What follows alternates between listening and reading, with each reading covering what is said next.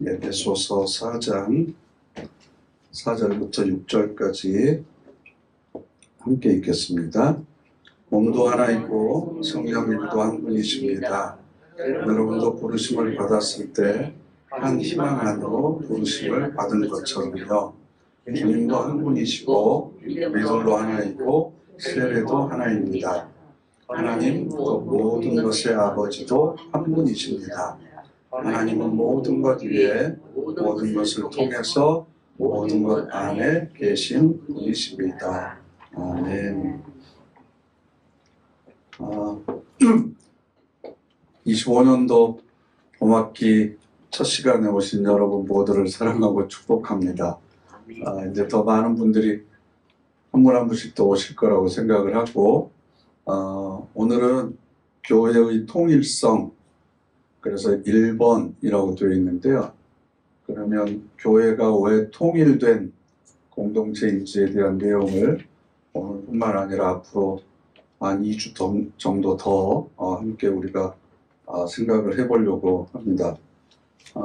하나님께서 우리를 구원하셨으면 바로 하나님 나라로 데려가셨으면 우리가 이 세상에서 이렇게 힘들고 어려운 삶을 안 살아도 될 텐데 왜 이렇게 이 땅에서 이 삶을 계속 살아가게 하시는지, 그리고 왜 그 말도 많고 탈도 많은 교회라고 하는 이 공동체 안에 우리를 부르셔서 옥신각신하고 지지고 볶고 그러면서 이렇게 신앙생활하게 하시는지, 거기에는 다 그 하나님의 계획과 하나님의 뜻이 있습니다.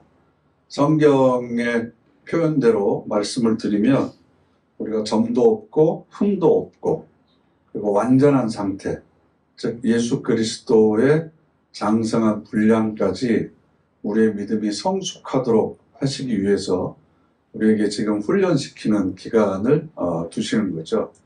그러니까 우리가 엄마의 자궁 속에 10개월 동안 있을 동안에는 태주를 통해서 모든 걸 다 공급받기 때문에 손과 팔이 필요가 없잖아요. 눈과 코가 귀가 필요가 없죠. 그런데 이 땅에서 출생을 해서 이 세상에서 살아가기 위해서는 손과 발이 필요한 거죠. 그걸 이제 엄마의 자궁 안에서, 태 안에서 우리가 준비를 하잖아요. 마찬가지로 영원한 하나님 나라를 우리가 영원토록 그 안에서 살아가기 위해서는 그 하나님 나라를 우리가 상속으로 물려받을 만한 자격이 돼야 되는 거고, 또 그것을 누릴 만한 소양을 우리 안에 길러야 되는 거죠.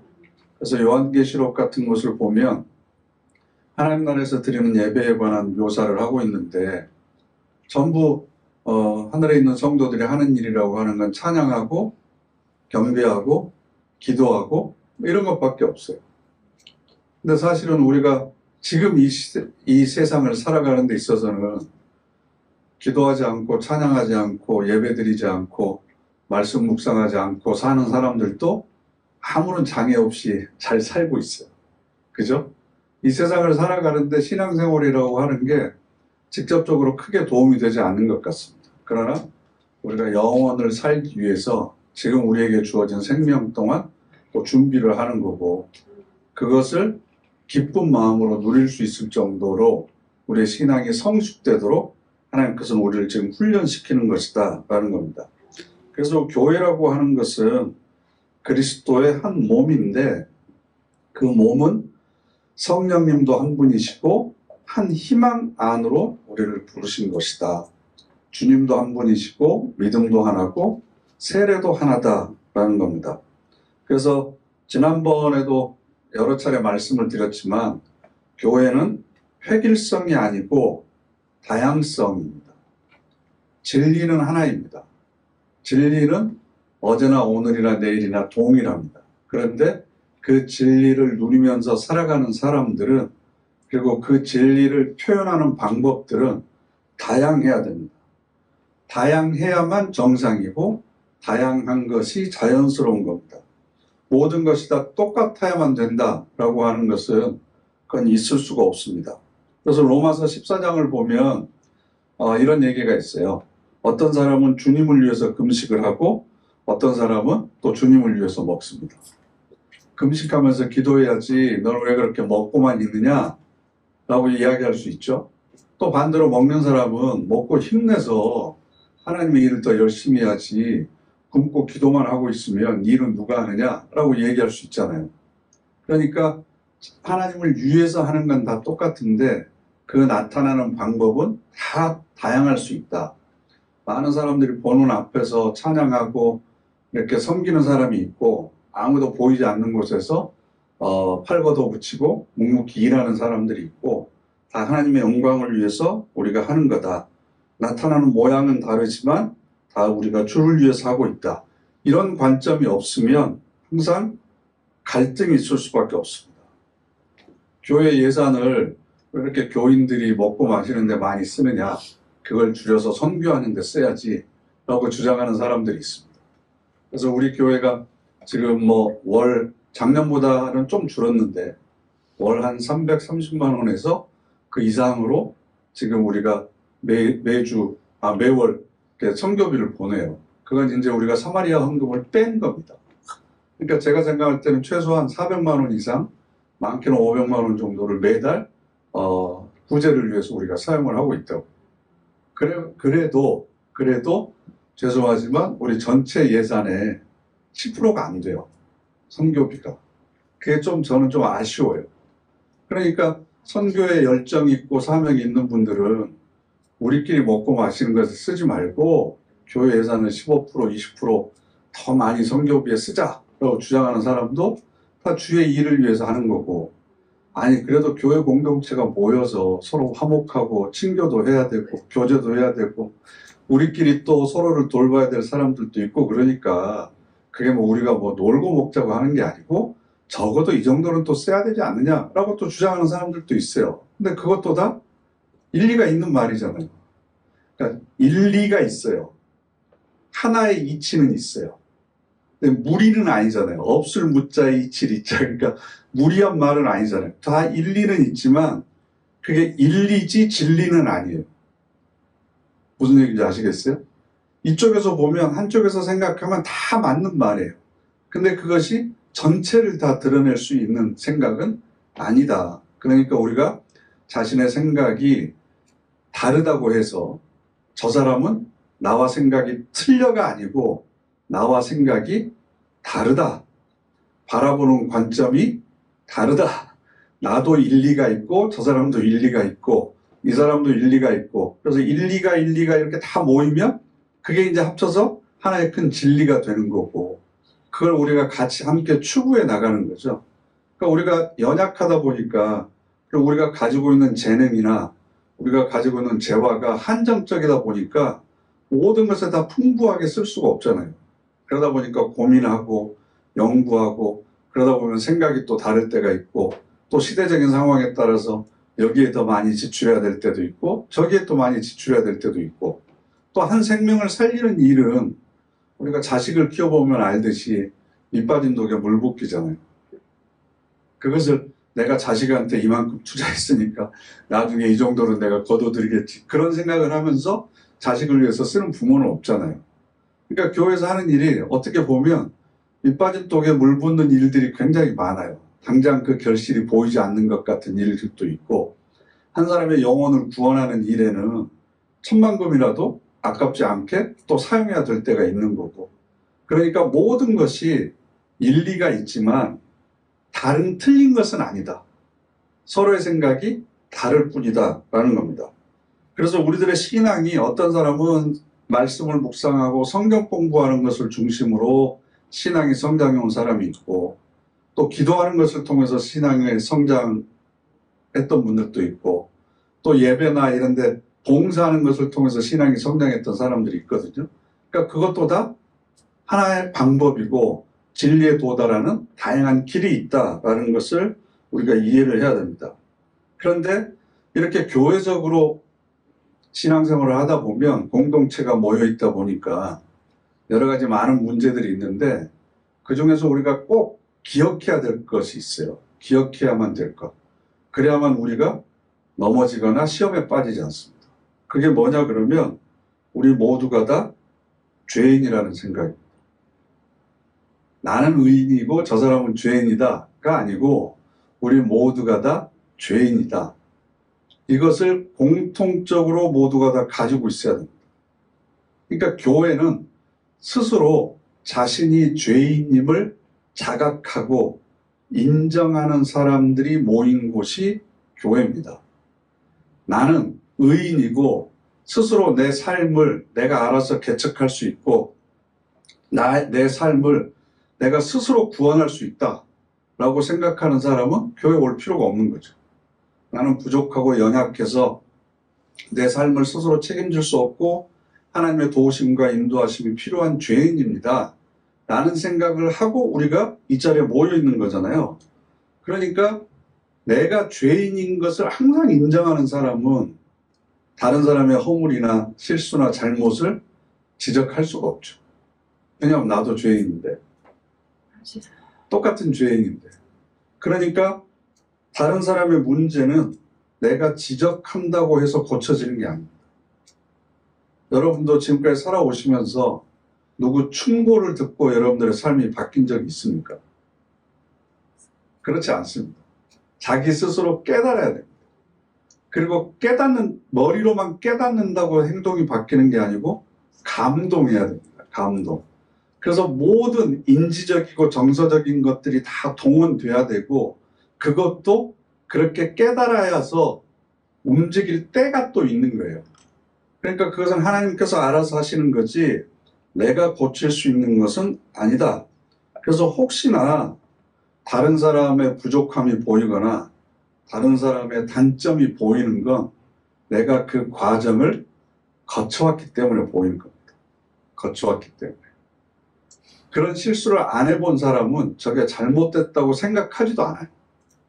그러니까 왜 하나님께서 나에게 저 사람의 허물을 보여주셨을까? 왜 나에게 저 사람의 연약함을 보여주셨을까? 다른 사람은 저 사람의 저 행동에 대해서 아무런 문제의식을 느끼지 못하는데 왜 나는 저게 내 눈에 걸릴까? 왜 거슬릴까? 그걸 곰곰이 생각을 해보세요. 그러면 나에게도 그런 단점이 있기 때문에 상대방을 통해서 그게 나한테 보이는 거지. 내가 그렇지 않으면 상대방의 단점도 안 보이는 거예요. 근데 어쩔 때 보면 그 교회가 마치 그런 경우가 있어요. 제가 아파서 병원에 가잖아요. 병원에 가면 우리가 접수하면서 기다리죠. 그죠? 그러고 나면 아내들아 제가 요즘에 비염 때문에 최근에 병원 갔었는데 이렇게 안에 소독하고 어쩌고 저쩌고 제가 또 이제 피가 코 안에서 나니까 코 안에다 이렇게 솜 같은 걸 이렇게 꽂아놓고 밖에 나가서 한 5분이나 10분 동안 앉아있다가 나중에 다시 부르겠다. 그럼 나가서 이렇게 앉아있어요. 그럼 여기다 꽂고 있으면 좀 창피하잖아요. 근데 이제 또 나는 게 부르면 다 빼고, 그리고 이제 뭐 주사도 맞고, 어쩌고저쩌고 그러고 나온단 말이에요. 그러면 예를 들어서 나는 치료를 받았어요. 그럼 모든 치료 과정을 거친 사람이에요. 근데 이제 기다리고 접수를 해가지고 기다리고 앉아있는 사람들 보면 진짜 안 됐다. 너희들은 환자지? 나는 치료했어. 라고 제가 만약에 생각한다면 그 얼마나 우스운 거예요. 그러니까 꼴사 나온 거잖아요. 내가 그 사람의 허물이나 단점이 보이는 건 내가 그 과정을 거쳐왔기 때문에 보이는 거예요. 그죠? 그 사람도 그 과정을 거쳐서 내가 있는 자리까지 언젠가는 올 거예요. 그럼 또 역으로 생각을 해보면 지금 현재 내 모습을 보면서 내 단계를 거쳐 지나간 사람은 나를 보면서 거슬리거나 마음에 안 들거나 하면서 나를 지켜보는 사람이 분명히 우리 안에 있을 거라고. 근데 그것을 우리가 서로 지적하기 시작하면 난 주사 맞았는데 너 아직 안 맞았지? 그러니까 내가 내가 더 주사 약이 내 몸 안에 들어있으니까 내가 더 건강한 거야? 내가 더 튼튼한 거야? 라고 자랑할 수 있나요? 너 아직 코 소독 안 해서 막혀있지? 나 방금 소독해서 뚫렸어. 그러니까 내가 더 훌륭해. 이런 얘기 할 수 있습니까? 그럼 밖에서 병원 안 다니고 건강한 사람들이 우리를 보면 뭐라고 그러겠어요? 그죠? 그러니까 다른 사람의 허물이나 약점이라고 하는 것들은 나 스스로를 돌아보도록 하기 위해서 하나님께서 나에게 보여주신 거다. 중요한 건 그걸 보고 내가 저 사람의 연약함과 허물과 실수를 어떻게 내가 채워줄 수 있을까? 내가 어떻게 가려주고 덮어주고 부족한 부분은 채워줄 수 있을까를 고민을 해야지. 우리가 제일 잘하는 게 뭐냐 그러면 스피커가 되는 거예요. 스피커가 하는 역할이 뭐죠? 소리를 크게 만드는 거죠. 크게 만드는 거예요. 여기저기 떠들고 다닙니다. 누구는 그러더라 저러더라. 근데 사실은 그 얘기를 돌려서 이야기하면 나도 옛날에 그랬다라고 하는 것을 스스로 자랑하는 것과 마찬가지다. 그래서 사탄, 마귀라고 성경에 나와 있는 이 헬라어가 디아블로라는 뜻이에요. 디아블로. 디아블로라고 하는 것은 무슨 의미를 가지고 있냐 그러면 참소하는 사람, 쉽게 얘기하면 고발하는 사람, 일러 바치는 사람, 이걸 얘기해요. 그게 바로 디아블로라고 그래서 회방하는 사람, 방해하고 이간질하고 누가 뭐 이랬대요 저랬대요 참소하는 사람, 이게 바로 사탄이라고 하는 단어의 원래 뜻이에요. 그래서 욥에게 가서 욥을 하나님 앞에 사탄이 뭐라고 그랬어요? 하나님 쟤 다 들어줬잖아요. 있는 복이란 복은 다 줬잖아요. 그러니까 하나님 말 잘 듣는 것 아닙니까? 한번 시험을 해보세요. 그래도 잘 듣는지 안 듣는지. 이게 뭐 하는 거예요? 고자질 하는 거예요. 그래서 하나님과 욥 사이를 갈라놓는 거죠. 회방하려고 하는 거죠. 이게 사탄이에요. 사탄이라고 하면 무슨 껌해가지고 머리에 뿔나고 무슨 도깨비 방망이 들고 그게 아니고 우리도 언제든지 그 자리에 설 수 있다. 나도 모르게 그 역할을 할 수 있다. 서로 간의 사이를 이간질하고 방해하고 이런 것은 모두가 다 거기에 속한다라는 겁니다.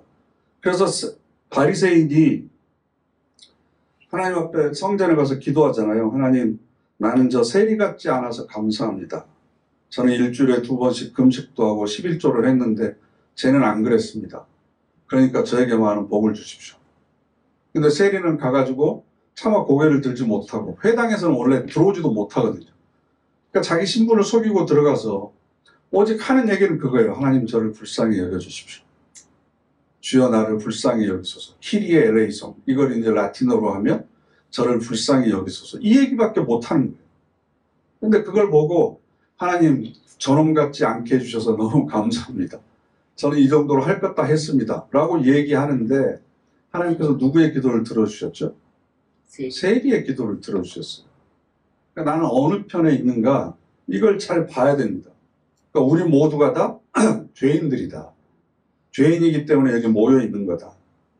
그 다음에 교회를 교회되게 만드는 또 하나의 중요한 요소가 연합입니다. 연합. 각자의 자리에서 자기의 역할들을 묵묵히 감당하는 사람들을 통해서 교회가 되는 거예요.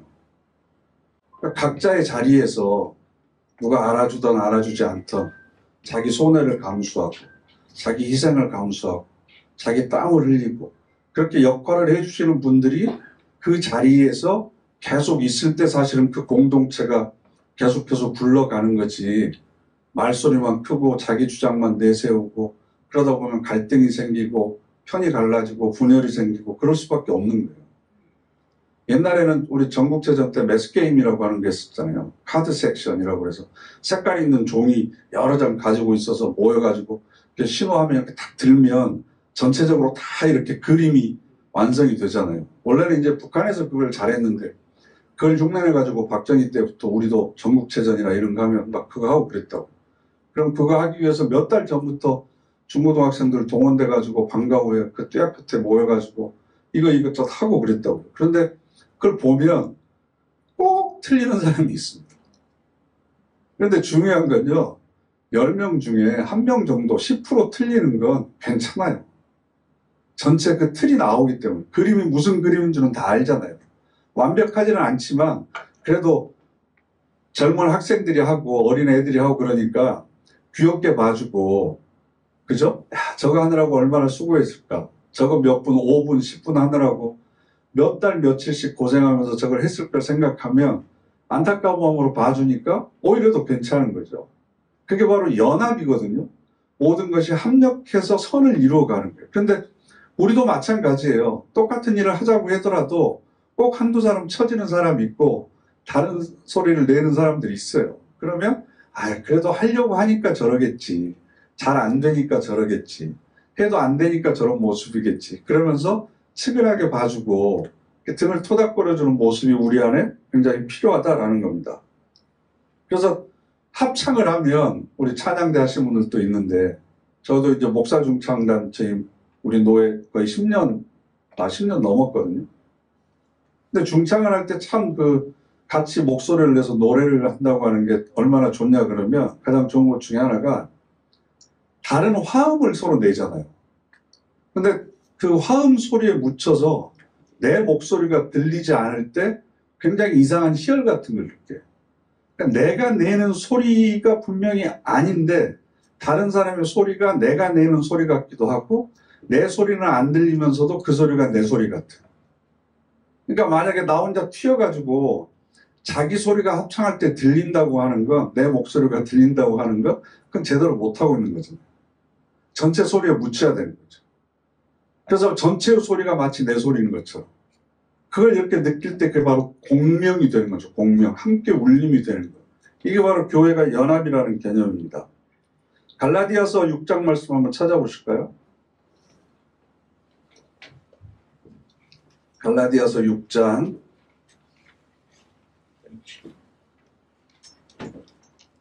바로 앞에 있는 갈라디아서 6장 1절부터 6절까지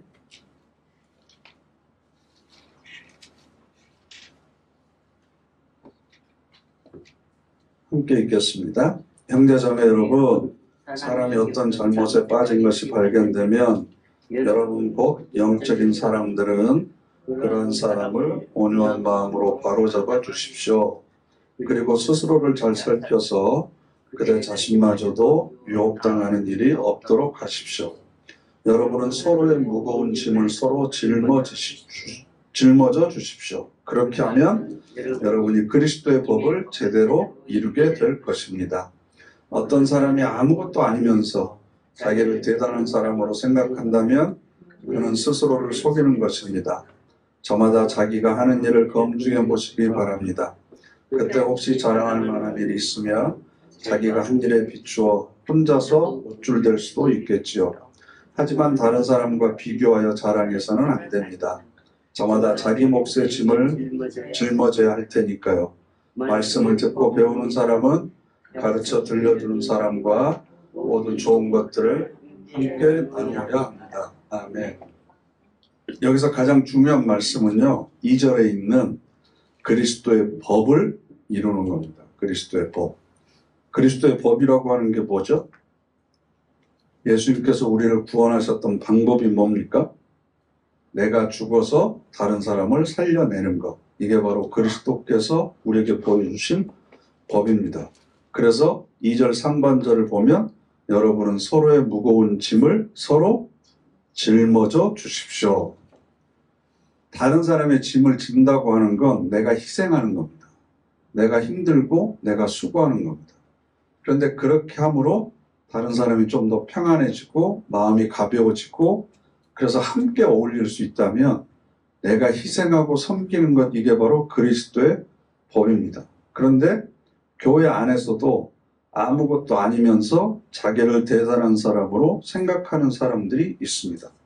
뿐만 아니라 다른 사람과 비교해서 자랑하는 사람도 있습니다. 4절 하반절에 다른 사람과 비교하여 자랑해서는 안 됩니다 라고 되어 있습니다. 왜냐하면 기독교는 옳고 그름을 판단하는 종교가 아닙니다. 진리를 추구하는 종교입니다. 그러나 그 진리를 서로를 향한 심판용으로 사용하지 않습니다. 진리는 나에게 적용될 때만 진리이지 다른 사람에게 내가 알고 있는 진리를 적용하기 시작하면 그것은 흉기가 되고 상처를 내는 무기가 됩니다. 설교 들을 때 꼭 그러시는 분들이 있잖아요. 오늘 이 설교 그 권사가 와서 들었어야 되는데. 오늘 이 설교 들으면 그 사람 좀 깨닫는 게 있겠다. 이 얘기는 무슨 뜻이에요? 진리를 스스로에게 적용하지 않고 다른 사람에게 적용시키는 건 그 사람에게 상처를 주는 것과 마찬가지다. 그래서 우리는 옳고 그름을 판단하기 위해서 모이는 게 아닙니다. 우열을 가리기 위해서 모이는 것도 아닙니다. 믿음을 가지고 성적을 주는 것도 아닙니다. 저는 그래서 우리나라 교육에 대한 불만이 엄청 많은데, 저희 학교 다닐 때 5단계로 학생들을 평가했잖아요. 수미양가. 여러분 기억하세요? 여러분들 뭘 많이 받으셨어요?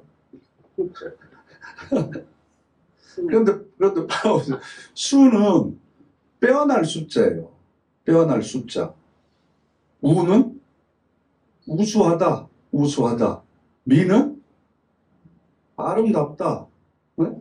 70점에서 80점 맞아도 야, 너는 참 아름답다. 이게 얼마나 그 인간미 넘치는 그 평가예요. 그 보통 60점부터 70점까지를 양이라고 그러거든요. 양은 뭐예요? 양호하다는 거예요. 양호하다. 왜? 반 이상 맞았으니까 그래도 너는 양호하다 이거예요. 그 50점부터 60점까지를 가라고 그러잖아요. 가. 무슨 뜻이에요? 가능하다? 그렇지. 가하다 이거예요. 가하다. 너는 아직 가능성 있다. 낙제가 없다고요. 낙제가. 50점 이하도 가하다예요. 가하다. 그 우리가 좀 그런 시각으로 교회 안에서도 신앙의 성숙이 늦은 사람, 늦게 시작한 사람들 있잖아요. 아직도 양호합니다. 그 정도도 아름답습니다. 우수하십니다. 훌륭하게 자라날 가능성이 충분히 있습니다. 라고 이렇게 바라봐 주는 것. 이게 바로 예수님이 우리를 바라보시는 시각이 아닌가. 그래서 남들을 끌고 가려고 하지 말고 내가 먼저 발걸음을 늦춰서 함께 가려고 하는 노력이 우리 안에 필요하다는 겁니다. 그게 바로 하나님께서 우리를 이곳에 불러주신 가장 큰 목적이다. 그래서 오늘 우리가 살펴보려고 하는 건 지금까지는 작년에 했던 내용들을 우리가 잠깐 이제 복습한 거고, 오늘 우리가 함께 살펴보려고 하는 건 뭐냐 그러면요. 에베소서 4장 4절을 보시면 하반절에 여러분도 부르심을 받았을 때 한 희망 안으로 부르심을 받은 것처럼요. 이렇게 되어 있습니다. 한 희망.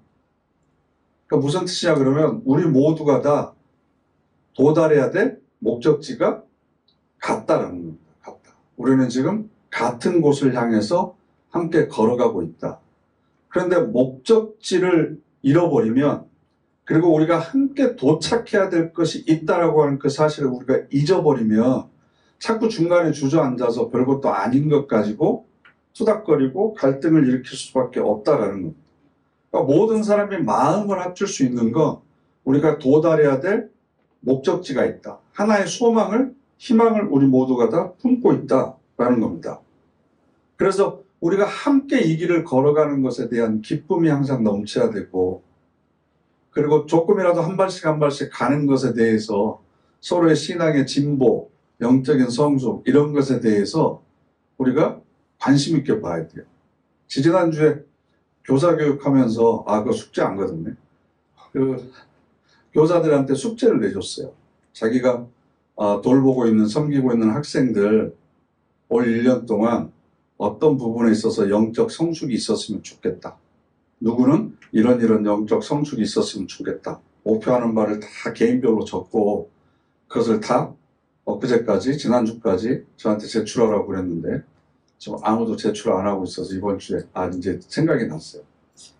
그러니까 여러분들도 우리가 도달해야 될 목표가 있어요. 똑같은 소망이 있어요. 단순히 죽어서 하나님 나라 간다 그게 아니고 예수 그리스도의 믿음의 분량까지 우리가 도달해야 된다. 아버지의 완전하심 같이 너희도 완전하라. 레위기서에서는 아버지의 거룩하심 같이 너희도 거룩하라. 또 누가복음 하나님의 자비하심 같이 너희도 자비하라 그랬잖아요. 그러면 우리들이 도달해야 될 목표가 다 똑같이 있는 거예요. 그게 어떤 성과나 업적이 외형적으로 보이는 것이 아니라 내적인 성숙들이 있어야 되는 거죠. 그러면 그것을 위해서 여러분들이 작은 계획이라고 하더라도 하나씩 그것을 이루기 위한 목표들을 가지고 하루하루를 살아야 되는데, 어느샌가 보면 나는 그래도 이 정도는 안 했어. 나는 살인하지 않았어. 나는 이웃의 것을 탐내지 않았어. 나는 도둑질하지 않았어. 안 한 것만 가지고 자신의 자랑이 되면 안 된다라는 겁니다. 그래서 그 요한계시록 한번 찾아보실까요? 요한계시록 3장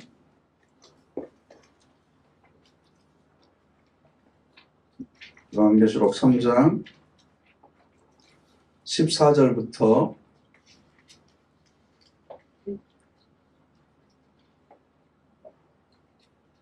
요한계시록 3장 14절부터 18절까지 함께 읽겠습니다. 또 너는 라오디게아에 있는 교회의 심부름꾼에게 이렇게 써보내라.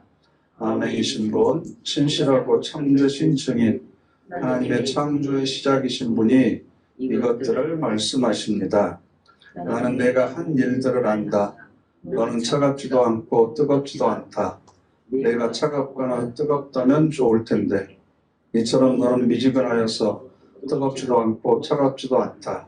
그래서 내가 너를 내 입에서 막 토해내려고 한다. 너는 말하기를 내가 부유하며 돈을 많이 벌었고 모자라는 게 아무것도 없다고 한다. 그러면 너는 알지 못하고 있구나. 너는 비참한 처지에 있다. 불쌍하고 가난하며 눈이 멀었고 벌거벗었다. 내가 너에게 충고하는데 불로 정련한 금을 나한테 사서 부유하게 되어라. 흰옷을 사서 둘러입고 너의 벌거벗은 부끄러움이 드러나지 않도록 해라. 안약을 사서 너의 두 눈에 넣어 잘 발라 잘 볼 수 있도록 해라. 아멘. 그러면서 19절 하반절에 그러므로 열심을 내어라 이렇게 되어 있어요. 그러므로 열심을 내어라. 우리가 열심히 노력해야 될 것이 있다는 거예요.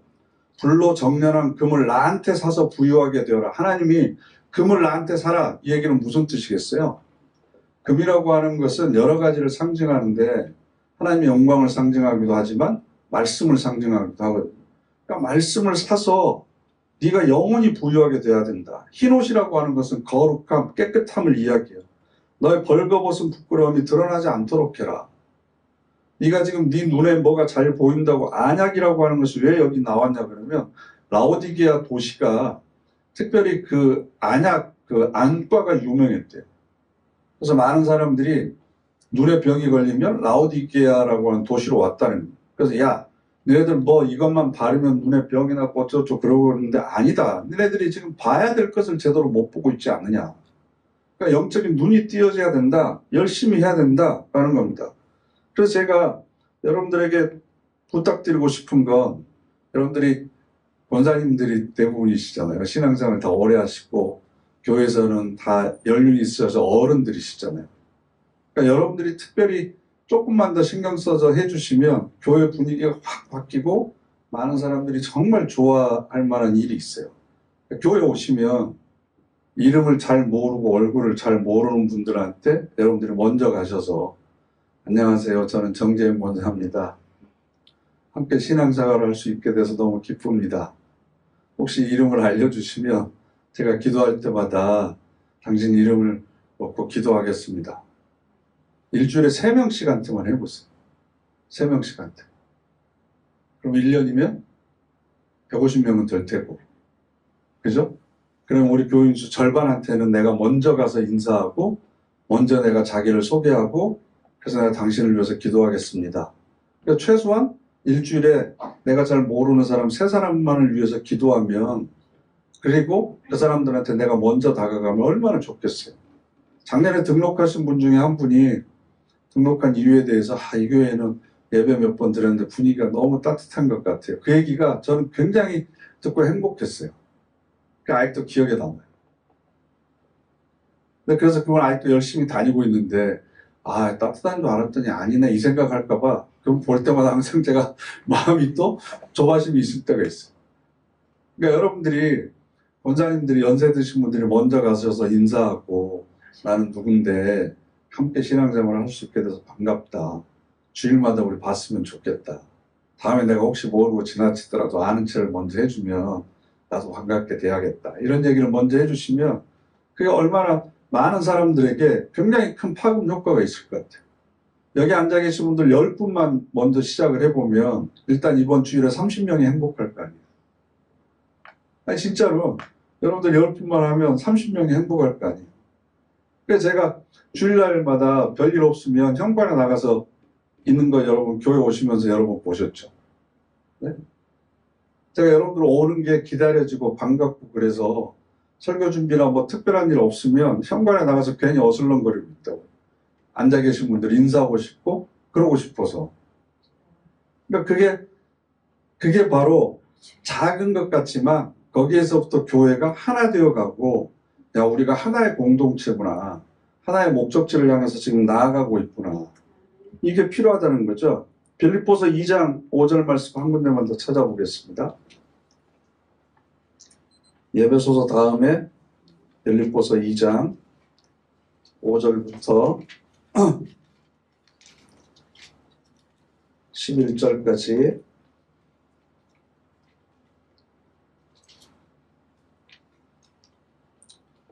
빌립보서 2장 5절부터 11절까지 함께 읽겠습니다. 여러분은 서로 이 생각, 곧 그리스도 예수님 안에도 있던 생각을 품으십시오. 예수님은 하나님의 모습을 지니셨지만 억지를 쓰지 않으셨네. 하나님과 동등하게 되시는 것에 오히려 자신을 비우셔서 종의 모습을 취하셨네. 사람의 모양을 띠고 태어나시니 생김새로 볼 때 여느 사람과 마찬가지셨네. 자신을 낮추셔서 죽기까지 순종하셨네. 십자가에 죽기까지. 그래서 하나님도 예수님을 높이 높여 주셨네. 예수님에게 이름을 선물하셨네. 모든 이름 위에 뛰어난 이름을.